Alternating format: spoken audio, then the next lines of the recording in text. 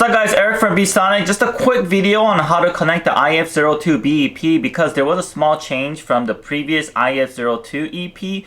We have changed the HDMI adapter and consolidated the power supply and HDMI adapter into one box. So this is everything that is included with the IF-02BEP, and these are additional accessories that you may need, okay? So this is the power harness. It's going to power your HDMI adapter, and all you have to do is match the colors. The black goes to black and then the red goes to red, and just push it in until it snaps in. And then you'll find the RCA cables over here from this other harness, and you just have to match the colors: red, white, and yellow.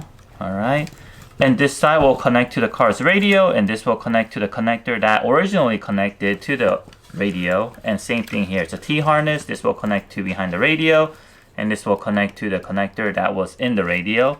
And this device here, if your car has navigation, go ahead and route it to where it's accessible inside your vehicle, because every time you want to bypass it, use the phone mirroring while driving, you do have to put this into TV. When you're not using it, put it to NP, because if you put it into TV, your car will stop on the navigation map. If you do not have factory navigation, you can just keep it at TV and just tuck it in the back, because it doesn't really matter. You can have it bypassed all the time. And how do we connect these additional parts that you purchase separately? So if you have an iPhone, you're going to buy an Apple AV adapter. You're also going to get a standard USB to Lightning charging cable. Okay, so one side here, go ahead and connect this, and this side here, you're going to connect here to HDMI.